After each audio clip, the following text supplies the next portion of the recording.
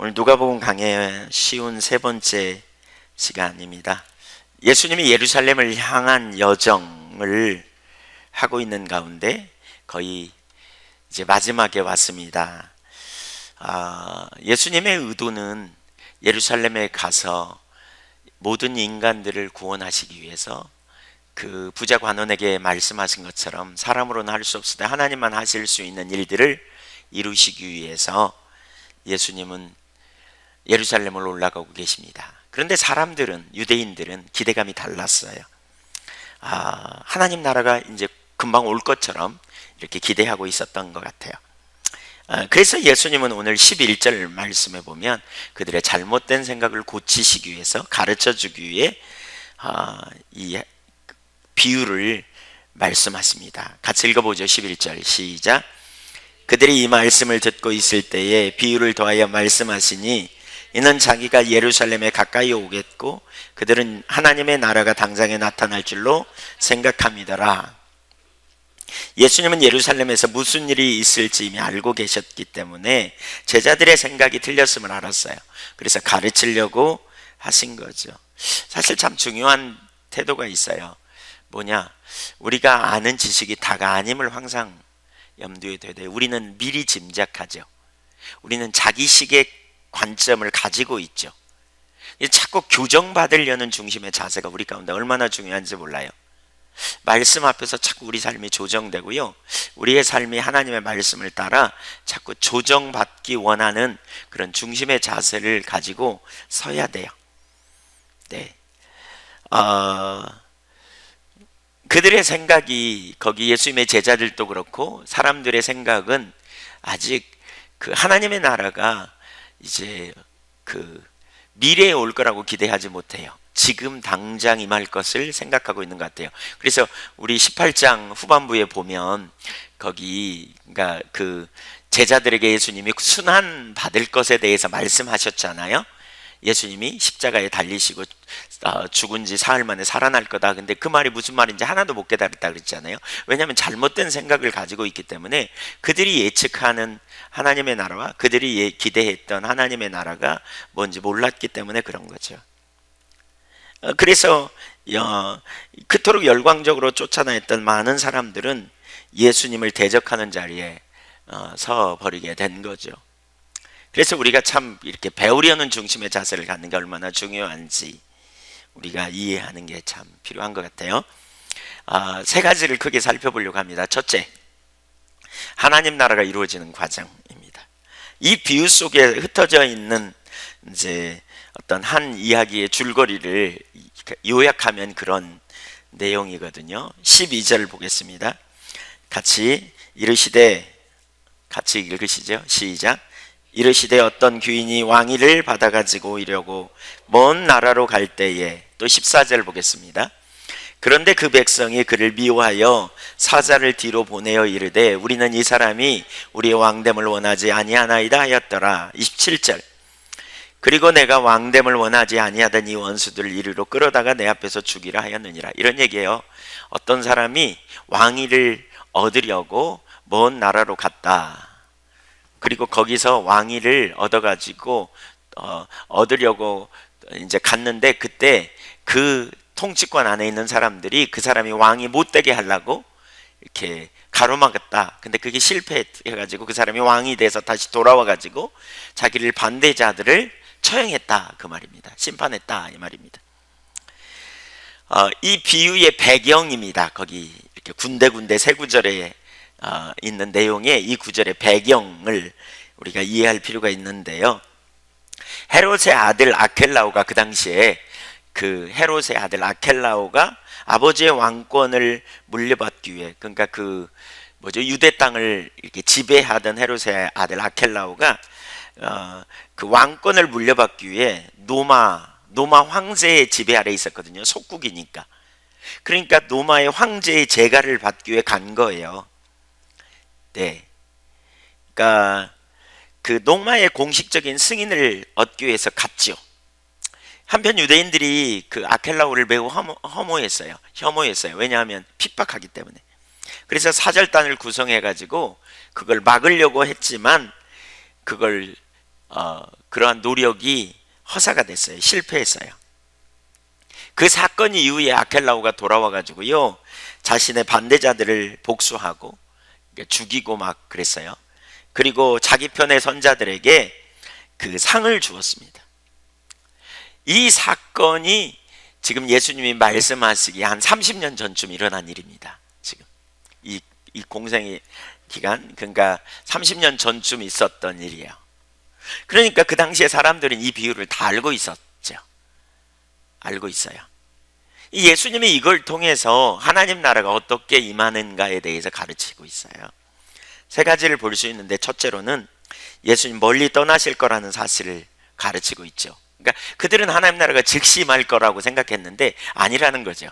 내가 멀리 떠나 왕위를 가지고 돌아올 거다.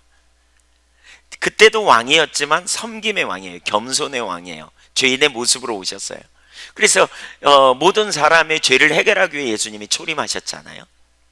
그리고 이적을 베푸셔서 많은 사람들이 주께로 돌아오도록 하셨고 복음을 전파하셨죠. 그런데 그들은 하나님 나라가 왔다 그러니까 지금 이분이 메시아고 이분을 통해서 하나님 나라가 올 거라고 기대하고 따라다니는 거예요. 그러니까 아니야, 나는 먼 나라로 왕위를 받아가는 것처럼 떠날 거야.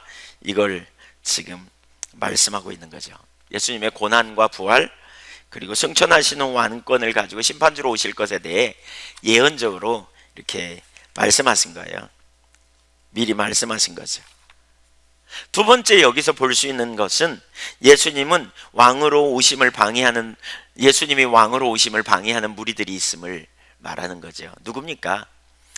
넓은 의미에서 본다면 원수 마귀겠죠. 원수 마귀가 예수님이 왕으로 오시는 걸 방해하고, 그래서 예수님이 오실 때부터 2살 이하의 어린아이를 다 죽이기도 하고, 또 예수님을 그 가족들을 통해서 미친 사람이라고 이렇게 몰아가기도 하고, 또 거라사 지방에 갈 때 배가 뒤집히려고 하는 환경을 통해 공격하는 일도 일어났고, 또 결국 예수님을 십자가에 못 박아 죽게 했죠.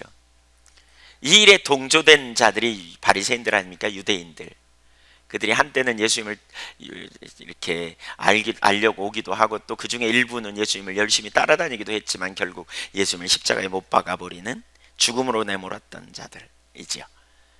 그런 자들이 있다. 방해가 있다. 회방이 있다. 예수님이 왜 십자가에 달려 그 죽는 과정에 유대인들이 그렇게 반대하는지 그 이유를 설명하고 있는 거죠. 따라다니는 제자들에게. 세 번째로, 예수님은 다시 오실 거다. 그때는 왕으로 심판자로 오실 거다. 27절이 그걸 말하는 거죠.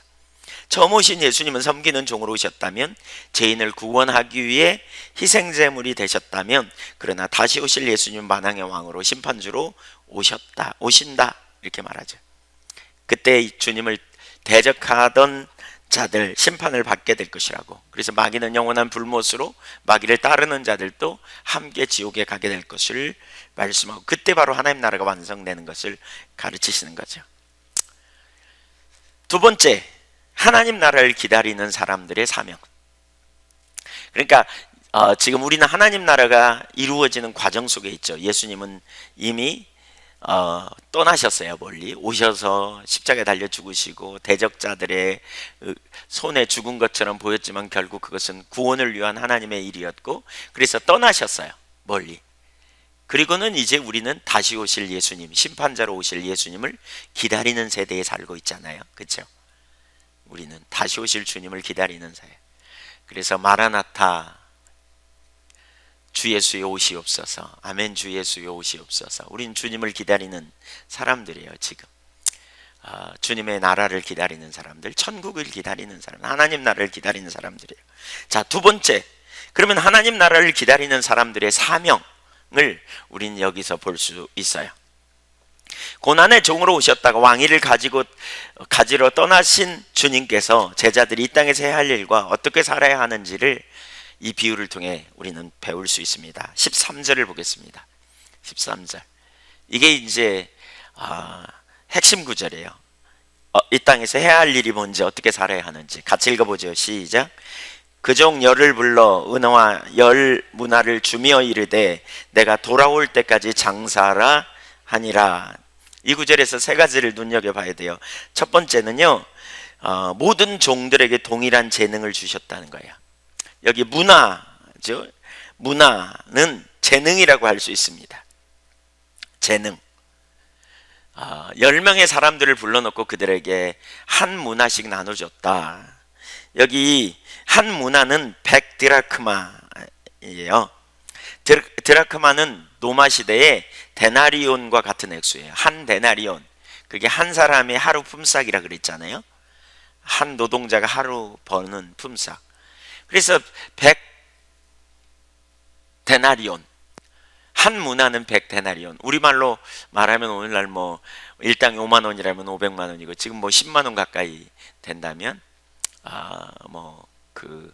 얼마입니까? 10만 원, 1000만 원쯤 되는 뭐 그런 정도의 돈을 나눠주고 갔다 그래요. 근데 여기 문화는 재능이라고 할 수 있어요. 하나님이 각 사람에게 재능을 주셨어요. 달란트 비유에 마태복음 25장에 보면 달란트 비유가 나오는데 달란트 비유에 비하면 그리 많은 돈은 아니었어요. 그러나 모든 사람에게 이 한 문화씩 주셨다. 이걸 보면 모든 사람에게는 재능이 있어요. 좀 사람마다 다를 수 있지만 다 재능이 있어요. 부분적으로 하나님이 재능을 주셨다는 거예요. 우리가 각자가 잘할 수 있는 일, 이런 걸 우리가 재능이라 그러잖아요. 그런 일에 취미를 갖고 관심을 갖고 이런 걸 재능이라 그래요. 근데 그 재능을 하나님이 우리에게 주셨다는 거예요. 예, 그것을 하나님이 우리에게 주신 이유가 뭐냐? 그걸 가지고 이 땅에서 사명을 이루며 살아야 돼요. 16절을 한번 보실래요? 여러분 성경을 보세요. 여기 올라오는 구절보다는 성경. 예, 첫째 사람, 둘째 사람, 셋째 사람이 나오는데 첫째 사람이 나와서 뭐라 그러냐? 당신의 한 문화로, 주인이여 당신의 한 문화로 열 문화를 남겼나이다. 그러니까 누구의 문화라고요? 당신의 문화 그랬어요. 당신의 문화. 이 재능은 세 사람이 고백하기를 다 자기 게 아니라는 거예요. 우리가 예수 믿는 그리스도인으로서 가져야 될 중요한 자세가 있어요. 재능은 내 게 아니에요. 주님 거예요. 이 의식이 우리 가운데 필요해요. 여러분이 재능을 받았다면 그것을 가지고 자부심 갖고 우월의식 가질 이유가 없어요. 그 주님 거예요. 주님 거. 하나님이 우리에게 주신 거예요. 거기 18절도 보세요. 둘째가 와서 이르되 주인이여 당신의 한 문화로, 이렇게 말하죠. 20절도 보세요. 또 한 사람이 말했으되 주인이여 보소서 당신의 한 문화가 여기 있나이다. 전부 그 문화는 누구 거냐? 당신 거래요. 당신 거. 주님 거. 주님 거예요. 우리 게 아니에요. 우리가 주님으로부터 받았다는 사실을 기억하는 게 되게 중요해요. 여러분이 가지신 재능, 여러분이 받은 은사, 여러분이 받은 남보다 더 열정적인 열망, 열심, 다 주님으로부터 받은 것임을 기억하라는 거예요. 내가 남보다 더 잘생겼다, 내가 남보다 더 많은 재능을 소유했다, 내가 남보다 더 많은 뭔가 그 언변을 가졌다, 다 주님으로부터 받은 것임을 기억하라는 거예요. 주님으로부터 받은 것임을, 주님이 주신 것이라고 말할 수 있어요. 두 번째로 이 9절에서 13절에서 우리가 볼 수 있는 또 한 가지는 뭐냐? 그것을 가지고 장사를 하래요. 그것을 가지고 장사를 하라. 언제? 내가 돌아올 때까지 장사하라 하니라. 우리는 하나님 나라의 장사꾼이에요. 우리는 하나님 나라 장사꾼으로 살아야 돼요. 주님이 오실 때까지 이 땅에서 뭐하며 살아라? 장사하며 살래. 장사하며 살래. 뭘 가지고? 내게 주신 재능. 그 재능이 누구 거예요? 누구 거라고요? 주님 거라고요. 주님 거. 이걸 우리가 분명히 아는 게 중요해요. 하나님 나라를 기다리는 사람은 우리가 이 땅에서 살면서 이 재능을 가지고, 사실 이걸 모르니까 우리가 교만하죠. 이걸 모르니까 우월의식과 자부심을 갖고, 이걸 모르니까 다른 사람에게 없는 재능을 내가 가질 때 그거 갖고 뽐내고 다른 사람을 판단하고, 우리가 너무나 쉽게 그러기가 있죠. 이걸 가지고 장사하라 라는 말은 무슨 의미인가? 장사하라. 그러니까 여기 문화를 재능이라고 한다면 장사하라는 말은 그것을 가지고 사명을 잘 감당하라, 이런 의미일 수 있어요. 그러면서 장사하라는 말은 이윤 추구와 관계되는 상업적 용어예요. 그러니까 남기라는 거예요. 네가 받은 재능으로 뭔가를 남기라. 우리는 장사해야 돼. 그 재능을 가지고 장사해요. 근데 여기서 이제 우리가 기억해야 될 중요한 사실이 있어요. 뭐냐? 세 번째 단어를 들어야 이 말이 돼요. 뭐냐? 세 번째 뭘 우리가 기억해야 되냐면 우리는 종이라는 사실을 기억해야 돼요. 한번 따라서 보세요. 우리는 종이다. 주님께 맡김을 받았다. 그걸 가지고 장사해야 된다. 그러니까 장사의 방향이 어딘지를 우리가 이해할 수 있어요.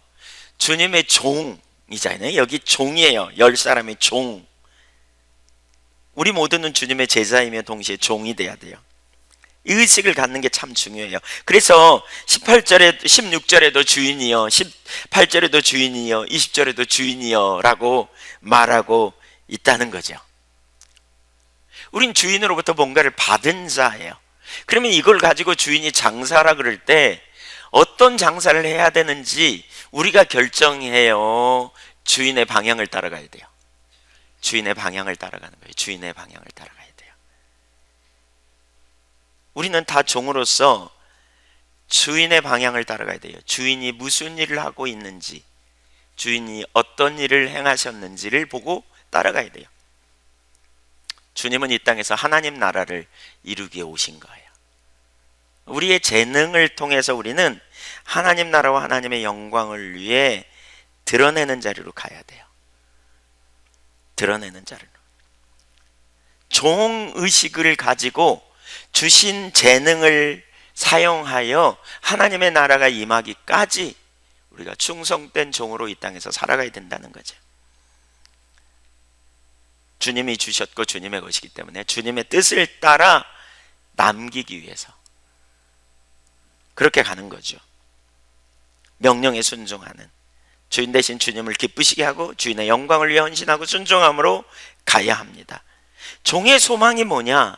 그날의 주님의 칭찬을 받는 것입니다. 그래서 17절에 보십시오. 17절 같이 읽어보겠습니다. 시작.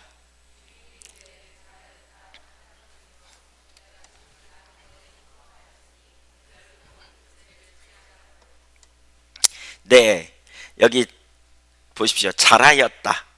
착한 종이요. 내가 충성하였다. 세 단어를 말하죠. 잘했다. 착한 종이다. 너는 충성했다. 주인이 기대하는 바는 종이 잘하고 착하고 충성되기를 원해요. 어떻게 가능했을까? 주신 재능을 가지고 사명을 감당하되 주인의 뜻을 쫓아 충성되게 감당함으로 그 일을 이룬 것이다. 자, 우리가 주님의 재림을 기다리는, 하나님 나라를 기다리는 천국 백성으로서 우리 자신을 오늘 이 말씀 앞에서 살펴봐야 돼요. 나는 하나님이 기뻐하시는 방향을 향해 나가고 있는가? 나는 잘하였도다 충성된 종이라고 하는 말을 들을 수 있는 자리로 지금 방향을 잡고 가고 있는가? 내가 하는 장사는 어떤 장사인가? 주님의 뜻을 쫓아가는가? 주인의 뜻을 쫓아가는가? 아니면 그냥 주인 없이, 주인의 뜻이 아니고 그냥 이 땅에서 살아가는 것인가? 우선 이걸 우리에게 좀 적용해 보십시오. 우리는 이런 말씀을 들으면 우리가 별로 상관없다고 생각하기가 쉽습니다. 사명은 주의 종이나 특별한 사람에게만 해당된다고 생각하기 때문인. 그래서 목회자들이나 혹은 선교사들이나 뭐 그건 풀타임 사역자나 그런 거지, 이런 생각을 해요. 그러나 성경은 그렇게 말하고 있지 않아요. 우리 모두가 둘 중에 하나예요. 이방인처럼 사느냐, 하나님 나라 백성으로 사느냐, 둘 중에 하나를 말해요. 우리 모두가 하나님 나라 백성으로 살되 하나님 나라의 사명을 가지고 하나님 나라를 이루는 사명을 가지고 가야 함을 가르쳐요. 마태복음 6장 25절 이하에 보면 무엇을 먹을까 마실까 입을까 염려하지 말라 이렇게 얘기하잖아요. 예, 목숨은 음식보다 중하지 아니하며 몸이 의복보다 중하지 아니하냐. 그러면서 공중에 나는 새도 들에 피는 백합화도 먹이시고 입히시는데 하물며 너희일까 보냐. 그러면서 여기 누가복음에 보면 사실 우리 지난번에 봤잖아요. 생각하여 보라 그러잖아요. 생각하여 보라. 그 말은 뭐냐? 생각을 통해서, 논리를 통해서 살펴보라는 거죠. 논리적으로 생각해 보라는 거예요. 사실 우리가 믿음은 논리가 없이 믿으라는 말이 아니거든요. 하나님의 말씀 안에서 우리는 사고를, 이성을 통해서 하나님을 우리가 더 알 수 있죠. 그러니까 생각해 봐라 그러면서 뭐라 그래요? 다 먹이시고 입히신다 이렇게 말해요. 하물며 너일까 보냐, 그러면서 어찌하여 의심하느냐, 어찌하여 염려하냐, 그러면서 33절에서 이렇게 말하죠. 제가 현대어 성경으로 읽어볼게요. 여러분은 비교해서 보세요. 왜 그런 것에 마음을 쏟고 자랑을 늘어놓는 이방인처럼 되려고 하느냐. 이방인이 뭐 한다고요? 먹거리, 마실거리, 입을거리에 초점 두고 그걸 자랑한다는 거죠. 그걸 가치 있게 여겨요. 그게 가장 소중한 자기의 가치야. 그래서 그걸 추구하고 그거에 가치를 두고 그걸 자랑해요. 그러면서 이렇게 말합니다. 하늘에 계신 너희 아버지께서는 그것이 너희에게 필요하다는 것을 너무나도 잘 알고 계신다. 이방인이 누구냐? 예수님 모르는 사람들입니다. 영원한 하나님 나라를, 가치를 모르는 사람들, 그들의 관심사는 먹거리, 마실거리, 입을 것, 육신의 정욕, 안목의 정욕, 이생의 사랑, 재물이나 권력이나 쾌락 혹은 자아실현이죠. 자아실현, 자기 만족. 선행을 행해도 내 자아실현의 만족이 있어요.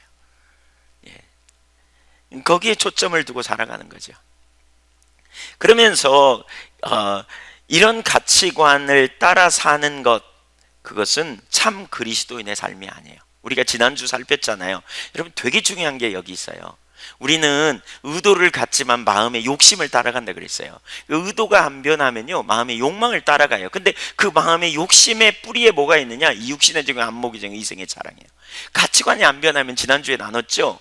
삭개오처럼 산다고. 삭개오, 변화되기 이전에 삭개오, 예수님 만나기 전에 삭개오.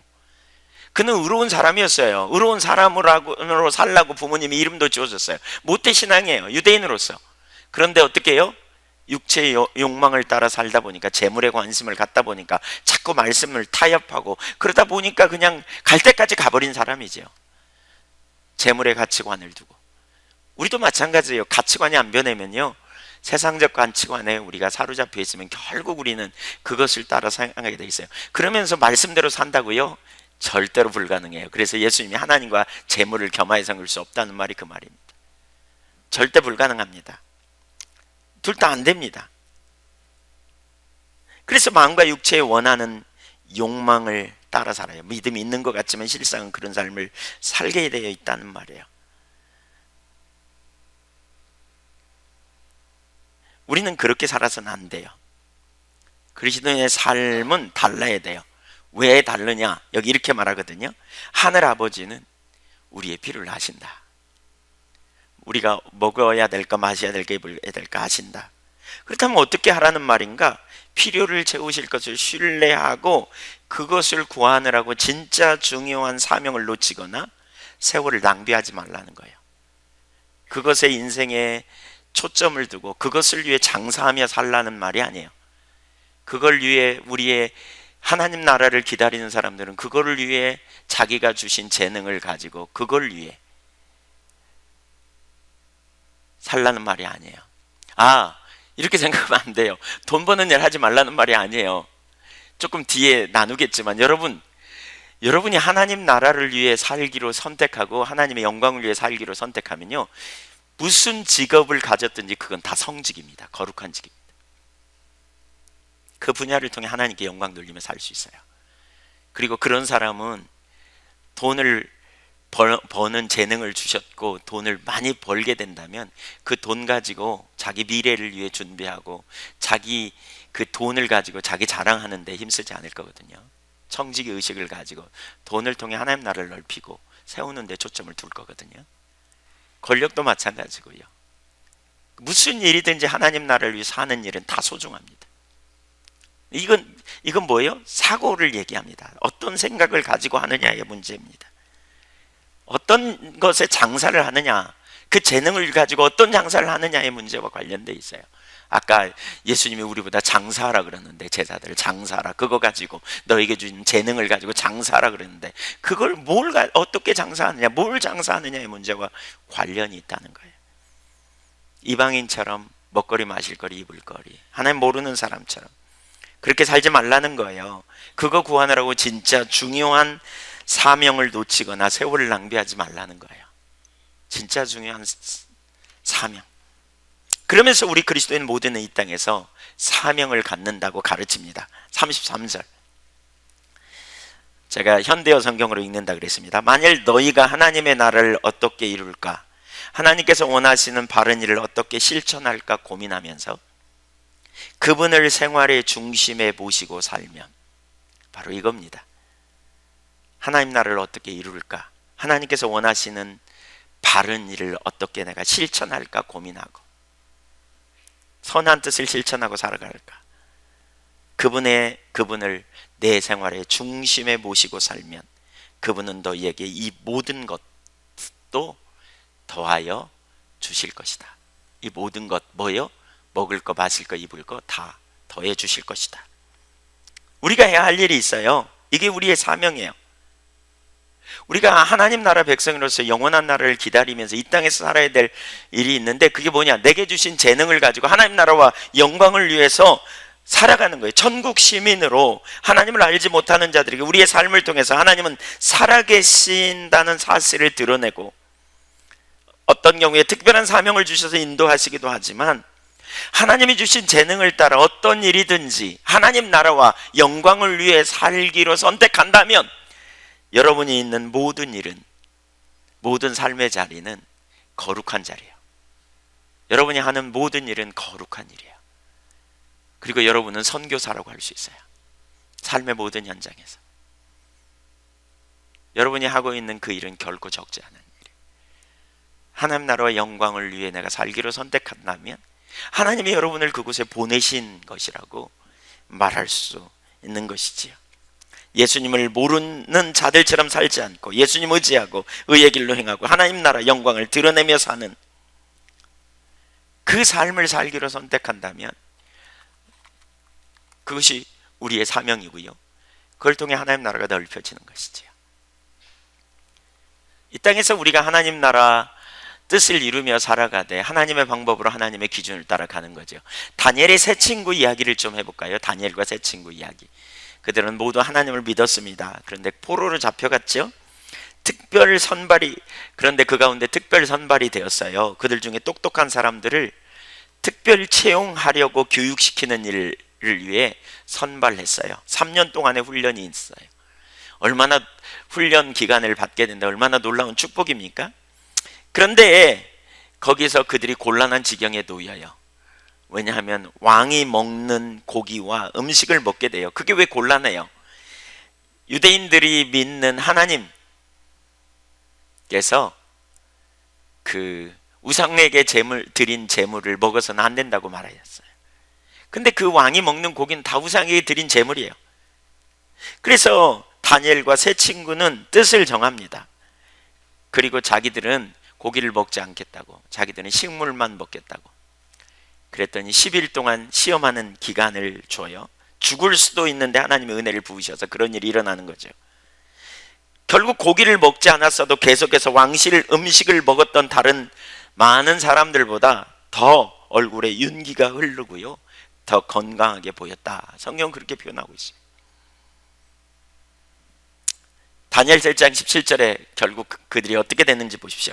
하나님께서는 이 네 젊은이들에게 남다른 지혜와 지식을 주셨다. 제가 현대어 성경을 읽는 거죠. 그들은 모든 학문 분야를 습득해 나가는 과정에서 특출한 재주를 보여 각 분야에서 두각을 나타냈다. 뿐만 아니라 특히 다니엘은 환상이나 꿈을 해석해내는 능력도 지니게 되었다.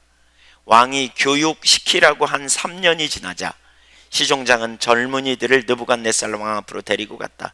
왕은 이 젊은이들과 이야기를 나누던 중에 다니엘과 하나냥과 미사엘과 아사랴와 같은 우수한 젊은이들이 없다는 것을 알았다. 그들 같은 젊은이들이 없는 것을 알게 된 거죠. 왕은 이들이 다른 젊은이들보다 더 슬기롭고 학문이 뛰어났기 때문에 그들을 왕실에서 일을 보게 하였다. 주님은 그들에게 사명을 주셨고요, 재능을 주셨는데 그들은 그 일을 순종해 나갈 때, 심지어 포로로 잡혀갔지만 거기서도 그들은 하나님 앞에 신실하게 하나님 나라와 영광을 위해 살기로 뜻을 정하고 나아갔. 사실 우리가 하나님의 뜻대로 살려고 하면요, 핍박도 오고 고난도 올 수 있어요. 그런 순간에 많은 사람은 타협하죠. 그러나 다니엘과 세 친구는 하나님을 경외하기로 작정했더니 하나님이 그들을 세우셨다라고 지금 말씀하고 있는 거예요. 우리가 주님 오시는 날까지 이 땅에서 천국 시민으로서 천국의 법칙을 따라 재능을 가지고 충성되게 살아야 합니다. 우리는 하나님 나라에 속한 백성으로서 이 땅에서 주님이 허락하신 시간까지 소명을 가지고 사는 거예요. 그리스도의 삶은 우연이 아니에요. 여러분이 예수를 믿기 전에 어떤 직업을 선택했든지, 혹은 예수를 믿고 성령의 인도를 따르기보다는 그냥 재능을 따라 직업을 선택했든지 상관없이 지금 그 자리에서, 바로 그 자리에서 내가 하나님 나라와 영광을 위해 살기로 선택한다면 그곳이 어디든지, 그가 무슨 일을 하든지 다 거룩한 사명을 가진 사람들이라고 할 수 있어요. 여러분이 가진 직업을 통해서 하나님 나라가 넓혀지고요,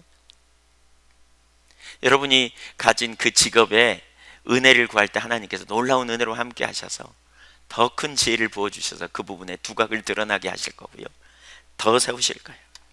주님은 본문을 통해 우리가 그 삶을 살아야 한다고 말씀하시는 거죠. 우리에게 주신 재능으로 그 일을 감당하되 장사하는 사람들이 부지런히 이익을 남기는 것처럼 우리가 주님의 뜻을 쫓아 올바른 장사를 통해서 하나님 나라의 이익을 남기는 주의 종들이 되라는 거예요. 저와 여러분이 그 자리에 있기를 간절히 원합니다. 그게 그리스도인의 사명이에요. 여러분은 지금 올바른 방향으로 가고 있습니까?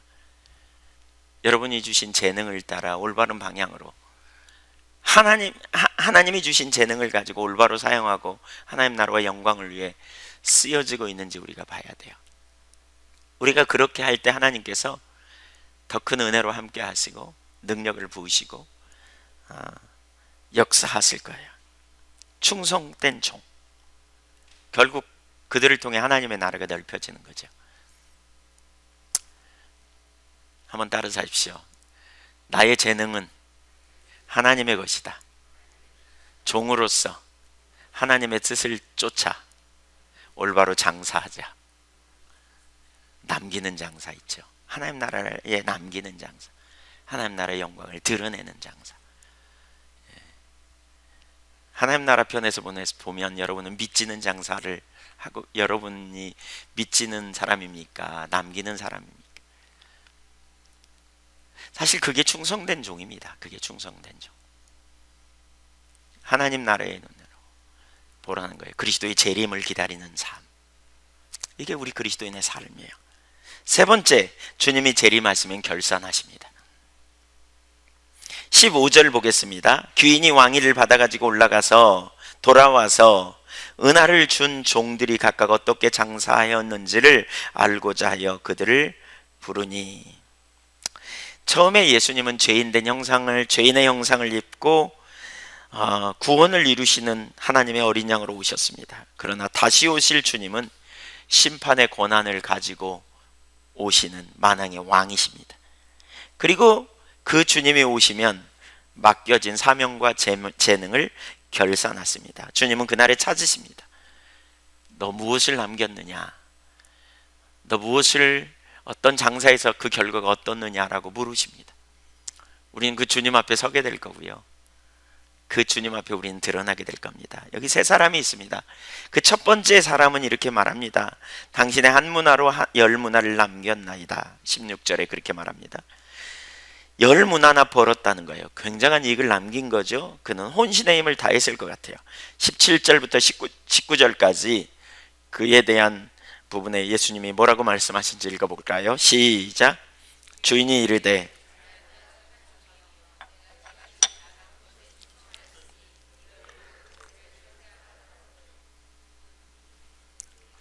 그 둘째가 와서 이르되 주인이여 당신의 한 문화로 5문화를 만들었나이다.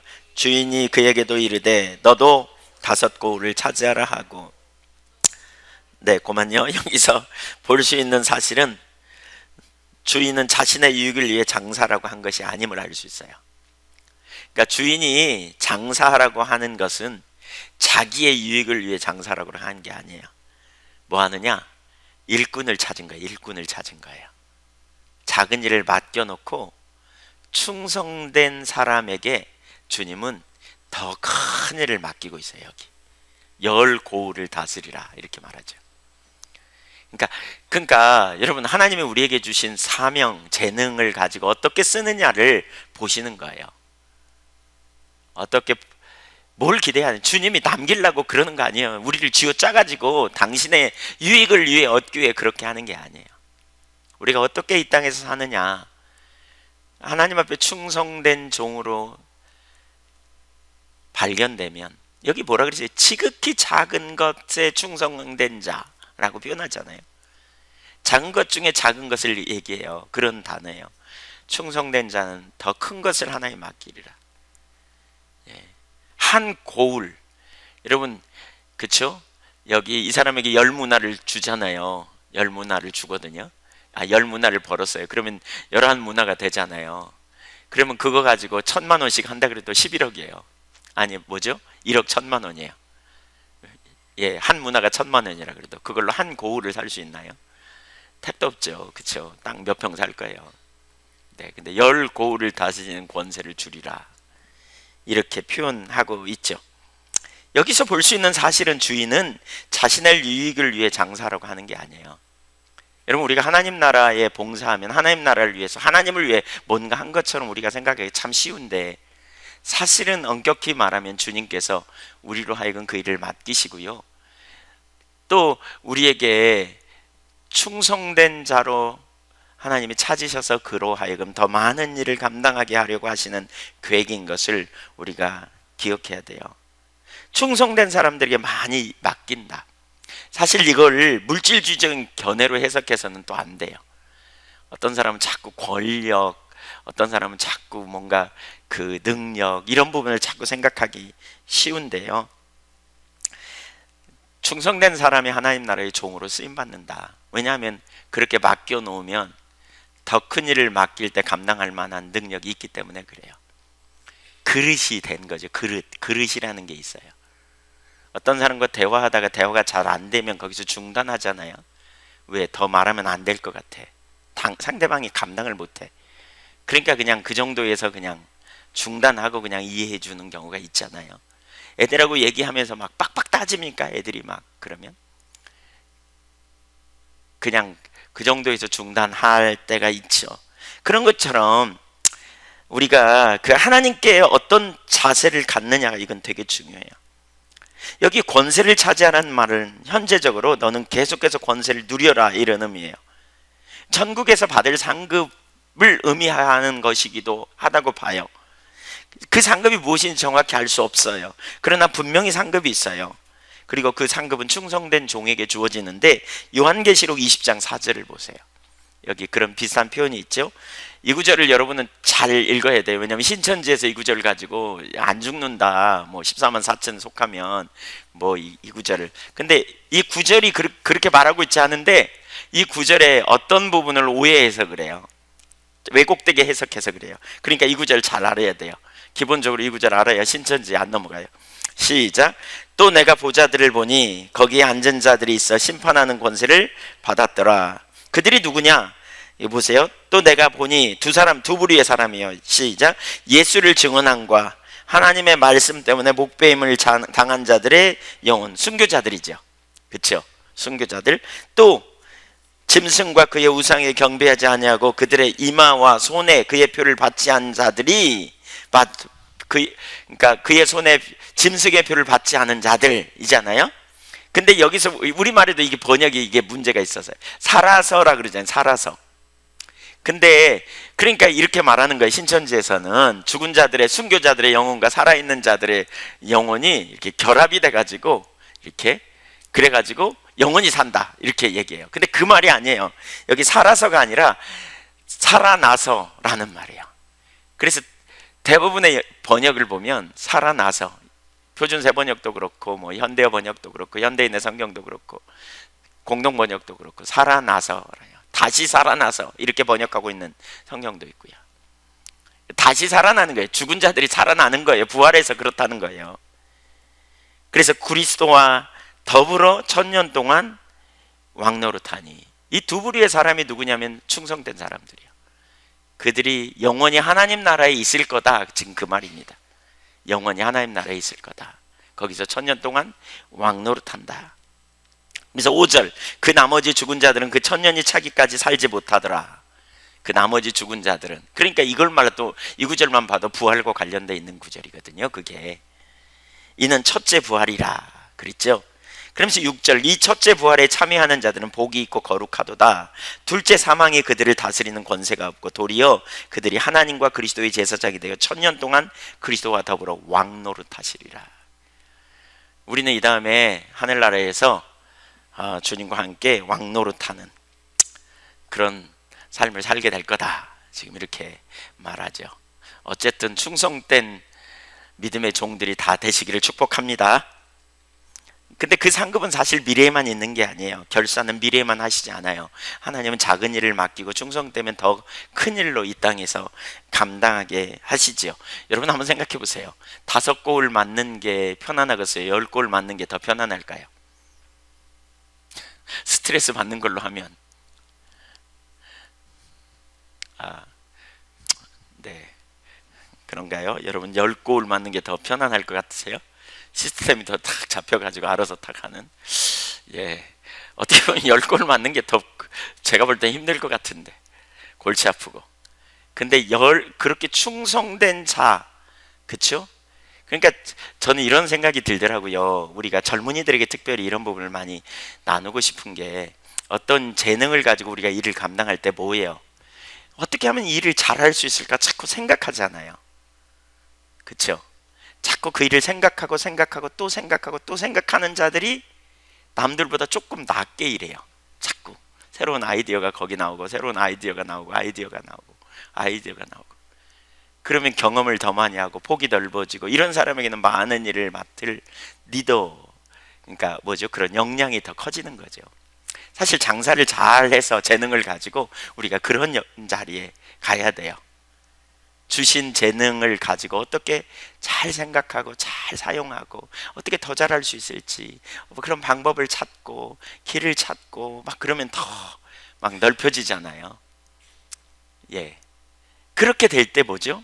우리는 더 많은 일을 맡게 되는, 이런 원리로도 이해할 수 있겠다 싶어요. 그게 충성된 사람이에요. 여러분 재능을 가지고 세월을 낭비하지 마세요. 그냥 여러분에게 엄청난 재능이 있는데도 그걸 썩혀두면 안 돼요. 그 재능을 가지고 사용하고요. 특별히 우리 여러분이 맡은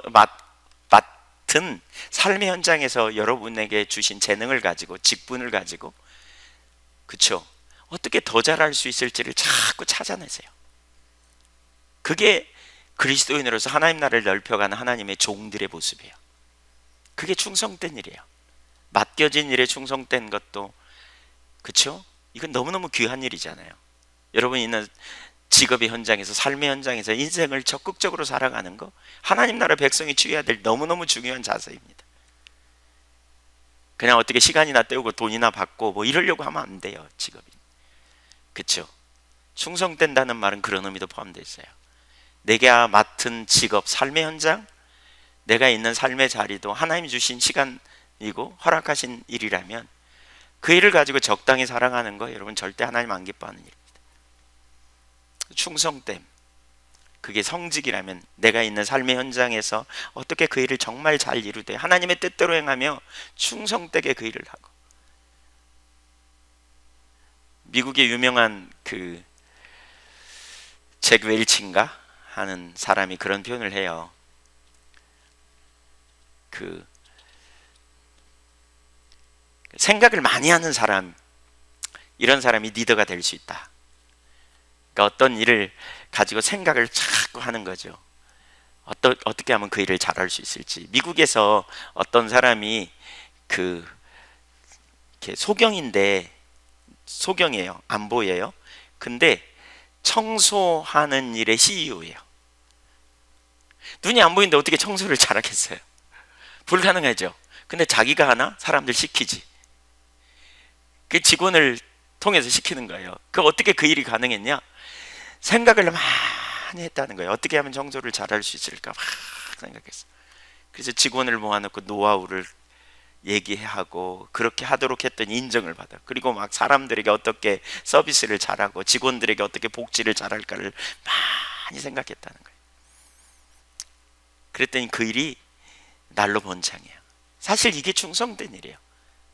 우리가 장사를 잘하는 게 바로 이런 의미도 포함되어 있어요. 우리에게 주어진 시간 잘 활용하는 거예요. 성실하게 사는 거예요. 적당히 사는 게 아니에요. 그게 하나님 나라 백성으로서의 삶의 태도죠. 예수는 잘 믿는데 삶의 현장에서 엉망으로 살아가면 그거 올바르지 않잖아요. 생각 없이 살지 말고 생각을 가지고 어떻게 생각할까? 뭐가 길일까? 그 제교 엘치라는 사람이 그런 표현을 해요. 오너는, 리더는 다 아는 사람이다. 다 안돼. 모든 일을 다 안돼. 어떻게 다 알겠어요? 근데 이제 이분의 표현이에요. 그러니까 그 밑에 있는 사람은 열심히 자기가 해도 오너 수준에 이르기가 어렵다는 거예요. 그래서 이 사람은 어떤 사람이 오너를 뛰어넘을 수 있느냐 가서 오너한테 자꾸 물어보라는 거예요. 그거에 대해서. 그래서 물으면 노하우를 배울 거 아니에요? 근데 거기서 더 생각하는 거예요. 그래가지고 그보다 더 잘할 수 있도록 가는 사람이 성공하는 사람이다. 근데 그런 사람은 100명 중에 몇 명 안 된다 이렇게 표현해요. 충성된 삶 뭘까? 내가 맡겨진 삶에서 어떻게 더 잘할 수 있을까? 재능을 가지고 어떻게 더 잘할 수 있을까? 그래서 많은 열매를 남기는, 저는 그런 의미도 여기 포함되어 있다고 생각해요. 여러분이 주신 재능, 하나님이 여러분을 이 땅에 두셨어요. 보내심을 받은 자로서 어떻게 살아야 할지. 내가 그냥 아이고 직장은 그냥 마지못해서 하는 건 아니에요. 아이고 나는 가정주부로서 그냥 하기 싫은데 어거지로 해요. 아니에요 여러분. 그러면 충성된 사람이 아니에요. 그러한 삶을 살때 올바른 기준 가지고 하나님의 길을 따라서 무엇이 올바른지 보며 가는 거예요. 최선을 다해서, 생각을 통해서. 그게 신실한 사람들이고요. 거기에 그 사람이 충성된 사람이에요. 반면에 여기 사명을 받았지만, 재능을 받았지만 충성되지 못한 종이 있어요. 20절 보세요. 또 그 한 사람이 와서 이르되 주인이여 보소서, 당신의 한 문화가 여기 있나이다. 내가 수건으로 쌓아놓았나이다. 재능을 받았는데요, 이거 그냥 방치해 둔 거예요. 그냥 이거 사용 안 했어요. 그냥 거기 별로 그냥 관심도 안 가졌어요. 그냥 수건으로 쌓아놓고 가놨어요. 그거 왜 그렇게 했느냐? 편견 때문이에요. 오해했어요. 오해. 하나님에 대한 오해예요. 여러분, 우리 신앙이 그래서 하나님을 아는데 계속 자라가야 돼요. 그는 주인을 잘못 알고 있었어요. 왜 잘못 알고 있었는지 모르겠어요. 주인한테 한 대 두드려 맞았는지, 전에 뭐 주인이 자기에게 잘못했는지 잘 몰라요. 어쨌든 이 사람은 주인을 잘못 알았어요. 어떻게 잘못 알았냐? 21절 보세요. 이는 당신이 엄한 사람인 것을 내가 무서워함이라. 당신은 두지 않은 것을 취하고 심지 않은 것을 거두나이다. 그 종이 수건에 쌓아둔 두 가지 이유가 나오죠. 우리말에는 나오지 않는데 헬라어에는 가르라는 단어와 호티라는 단어가 나와요. 둘 다 이렇게 해석할 수 있어요. 왜냐하면 뭐뭐 때문입니다. 왜냐하면 뭐뭐 때문입니다. 그가 왜 한 문화를 숨겼냐? 첫째는 주인을 엄한 사람, 가혹하고 엄격한 사람으로 알아서 두려웠기 때문이라는 거예요. 아주 그냥 주인은 그냥 엄한 사람, 엄한에 해당되는 단어는 엄격하고 날카로운 사람, 용납이 안 되는, 그냥 아주 절대 용납하지 않는 그런 사람으로 알았다는 거예요. 잘못하면 그냥 그야말로 뚜드러 패는 이런. 오늘날 하나님을 그렇게 오해하는 사람들이 적지 않아요. 많은 경우에 하나님은 그런 하나님이 아닌데, 자비롭고 노하기를 더디하고 인자와 긍휼이 풍성하신 하나님이라 출애굽기 34장 14절 이하에 그런 표현이 있죠. 하나님은 노하기를 더디하시고, 출애굽기 34장에 나오죠. 6절 이하인가요? 하나님은 자비롭고 노하기를 더디하는 하나님. 하나님에 대해서 잘못하면 우리는 굳어져요. 하나님의 마음을 모르면 우리는 하나님께 못 나가요. 그래서 아까 에베소서 1장 제가 그 광고 시간에 나눴죠. 하나님의 마음, 우리를 기다리시는 자를, 여호와를 기다리는 자를 기다리신 하나님의 마음, 전 이 마음이 얼마나 좋은지 모르겠어요.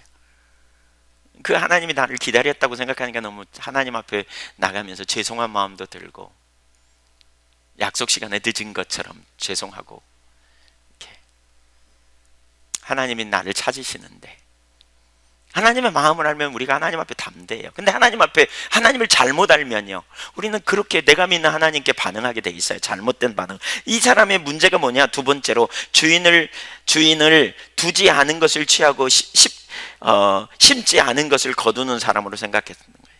노력 없는 대가를, 투자 이상의 것을 얻으려는 착취자로 묘사한 거죠. 고리대금업자처럼 생각한 거죠. 심지 않고 거두는 사람이 뭐예요? 농경 문화를 배경으로 한 은유적 표현인데, 이건 뭐예요?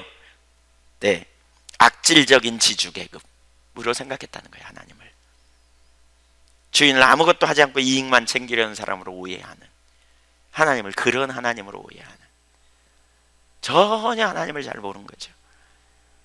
주인을 모르는. 오늘날 많은 사람들이 편견에 있어요.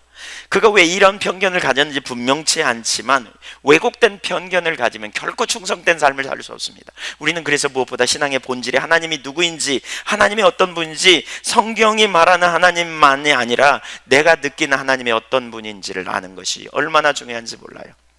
하나님은 우리를 위해 독생자를 아끼지 아니하시고 내어주신 분입니다. 우리는 십자가를 통하지 않고서는 진정으로 하나님을 알 수 없습니다. 결국 편견이 얼마나 심각한 결과를 가져오는지 우리는 보아야 합니다. 22절 보세요. 주인이 이르되 악한 종아,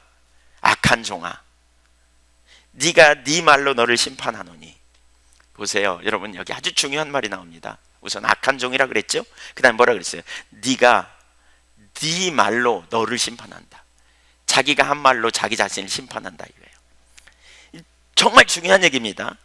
심판을 받아요, 그것 때문에. 근데 뭐라 그랬어요? 여기 부정적인 관점을 가지게 되고 부정적인 말을 하게 돼요. 또 부정적인 행동을 했잖아요. 예수님은 네 말로 너를 심판하노니 라고 하는데, 네 입으로부터 너를 심판한다 라는 의미예요. 그리고 이 문장은요, 이 말은 그 문장의 제일 앞부분에 나옵니다. 헬라어는 앞부분에 나오는 건 강조하는 거거든요. 강조예요. 이 말이에요. 잘 들으세요. 여기 중요합니다. 네가 말한 대로 결국 너는 심판을 받는다, 그 말입니다. 잘못된 믿음. 놀라운 사실은요, 믿음대로 받는다는 거예요. 믿음대로. 그는 하나님을 잘못 믿었어요. 그래서 잘못된 행동을 했고 결국 잘못된 믿음대로 받는다는 거예요. 여러분, 얼마나 이게 무서운 말인지 몰라요. 그래서 올바른 지식이 중요해요. 내가 믿는 하나님을 올바로 아는 것이 얼마나 중요한지 몰라요. 내가 하나님을 잘못 알면 하나님을 부정적인 관점으로 보게 되고, 부정적인 말을 하면 결국 나는 뭐냐? 부정적인 행동을 하게 되고, 내가 믿는 바대로 내 삶의 결과가 나타난다는 거예요. 하나님은 나를 돌보시지도 않아. 하나님 나를 미워해. 하나님 나를 안 사랑해. 믿는 바대로 된다는 거예요. 지금 그 말이 너를 심판한다는 거예요. 여러분, 대단히 무서운 얘기입니다. 하나님을 여러분은 어떻게 바라보고 계십니까? 그러니까 편견을 우리는 반드시 다뤄야 돼요. 편견을 이기는 비결이 뭡니까? 하나님에 대한 부정적인 생각을 들 때 그 생각이 옳은지 말씀의 기초에서 비춰봐야 돼요. 그리고 진리의 기초에서 그 생각을 몰아내야 돼요. 많은 경우에 하나님은 우리를 안 도우시는 것 같아. 하나님은 내 기도 응답을 안 해주시고 나는 안 사랑하는 것 같아. 그럴 때 우리는 십자가를 봐야 돼요. 자기 아들을 아끼지 않고 내어주신 하나님을 생각해 보세요. 그리고 뭐 하느냐? 하나님이 나를 십자가 보니까 사랑하시는구만. 그러면 어떻게 해요? 안 사랑하신다고 느껴지는 내 생각, 느낌을 몰아내야 돼요. 하나님이 여러분에게 하나도 안 신실한 것 같이 느껴지십니까? 너무하신 것 같이 느껴집니까? 성경은 하나님은 신실하시다라는 단어가 수도 없이 나옵니다. 그러니까 신실하십니다. 하나님은 어제나 오늘이나 영원토록 동일하신 하나님입니다. 그래서 하나님이 신실하신 하나님이라고 선포하십시오. 여러분의 말로 선포하십시오. 신실하신 하나님, 신실하신 하나님, 신실하신 주.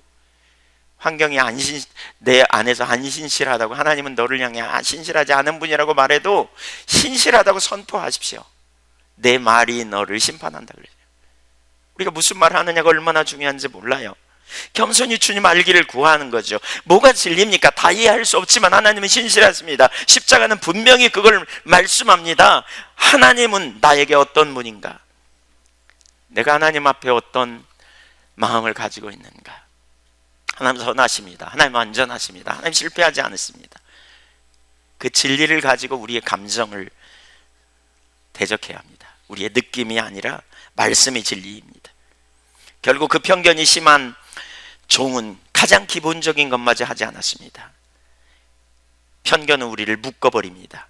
편견은 우리를 분별력을 상실케 합니다. 사람의 마음을 사랑의 하나님을 두려움의 대상으로 바꿔버리고 자비가 풍성하신 하나님을 인색하고 무자비한 하나님으로 바꿔버립니다.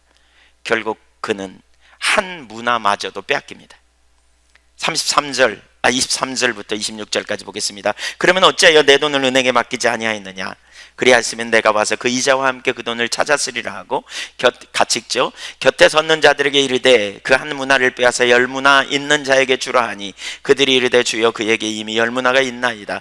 주인이 이르되 내가 너에게 말하노니 물은 있는 자는 받겠고 없는 자는 그 있는 것도 빼앗기리라. 한 문화는 결국 10문화의 사람에게 넘어갑니다. 재능이 없으면 있는 그가 맡고 있는 그 부분도 다 빼앗기게 된다는 거예요. 재능 있는 자에게, 충성된 자에게.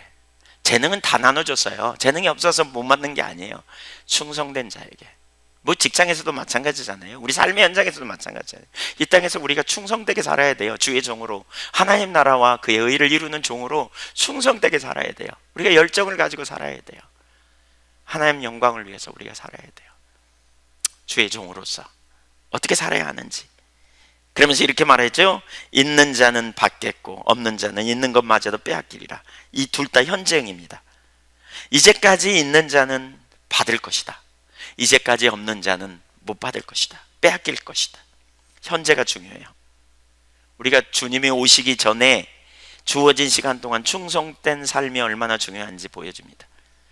우리는 하나님 나라를 기다리는 사람입니다. 그러니까 어디 저기 하나님 나라가 오기까지 산속에 가서 우리가 성 쌓아놓고 기다리라 이런 이야기가 아닙니다. 주어진 시간 동안 우리는 우리에게 주신 재능을 가지고 충성되게 살아가는 겁니다. 이 땅에서 하나님 나라 백성으로서, 천국 나라, 천국 시민으로서 천국의 법을 쫓아 이 땅에서 살아가되 열심히 주인의 뜻을 쫓아 장사하는 겁니다. 열심히 살아가는 겁니다. 재능을 잘 사용해서 하나님 영광을 드러내고, 재능을 열심히 사용하고 생각하고 또 연구해서 그 일을 넓혀가고 또 하나님의 영광을 드러내는 것입니다. 기억하세요.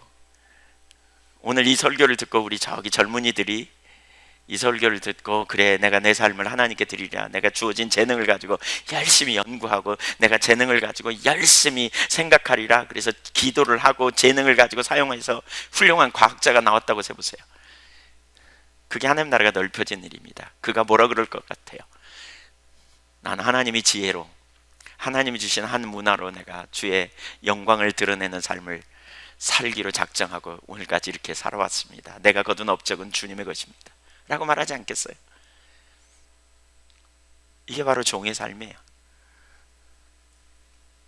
그 자체가 바로 하나님 나라의 영광을 드러내는 일입니다. 우리가 이 땅에서 그렇게 충성되게 살아가는 거예요. 좋은 부모로서 어떻게 부모 노릇 잘할까? 어떻게 내가 내 가족을 잘 부양하고 돌볼까? 주신 재능을 가지고 잘 활용하는 거예요. 내가 주신 이 재능을 어떻게 정말 잘 사용해 볼까? 그게 충성된 사람들이에요. 그런 사람들을 통해서 하나님 나라가 넓혀지는 거예요.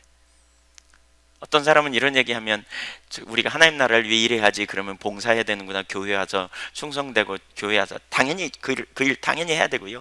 또 뭐 그럼 직장 내려놓고 목회하라는 말인가? 절대 그 말이 아닙니다. 그런 의미가 아닙니다. 하나님이 부르시면 그 자리에 가야 합니다.